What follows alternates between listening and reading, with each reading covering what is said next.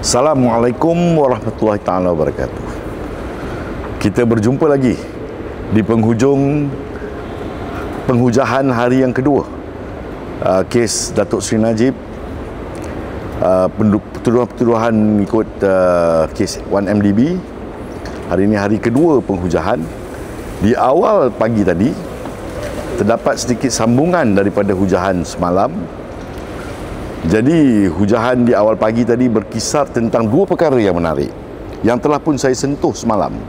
Tetapi ada perkembangan yang mana Peguam Pembela telah menghujahkan bahawa keterangan menunjukkan bahawa Jasmine Lu telah tidak bercakap benar kerana keterangannya telah disangkal oleh Joanna Yu dan juga keterangan oleh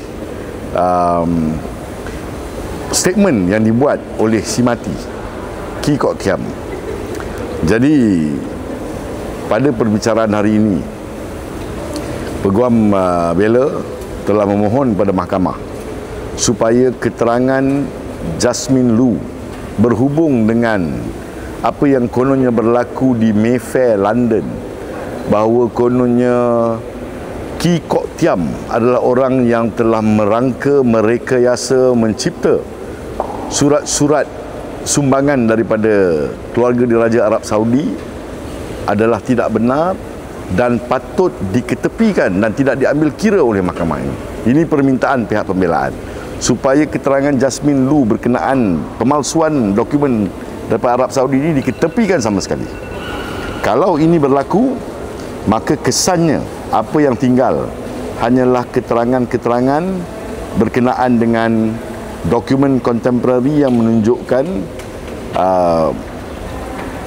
resit-resit SWIFT pemindahan dana daripada kerajaan Arab Saudi, bank negara Arab Saudi, daripada keluarga diraja.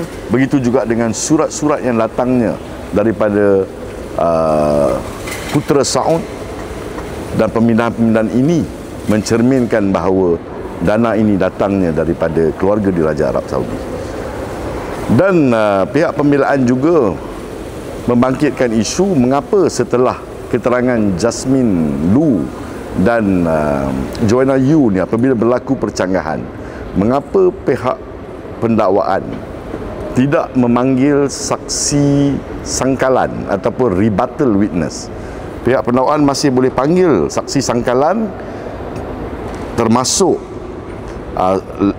mereka yang kononnya didakwa berada di Mayfair, London itu patutnya dipanggil untuk menyangkal keterangan Joanna Yu ataupun menyokong keterangan Jasmine Lu.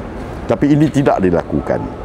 Begitu juga Joanna Yu masih boleh dipanggil semula oleh pihak pendakwaan untuk klarifikasi keterangan yang telah beliau berikan awal. Datuk Samsul juga boleh dipanggil untuk memberi keterangan semula. Tetapi semua ini tidak dilakukan.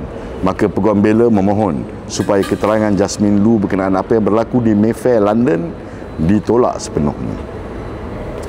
Dan satu lagi perkara yang dibangkitkan hari ini juga, yang telah pun disentuh semalam, ialah berkenaan dengan berkenaan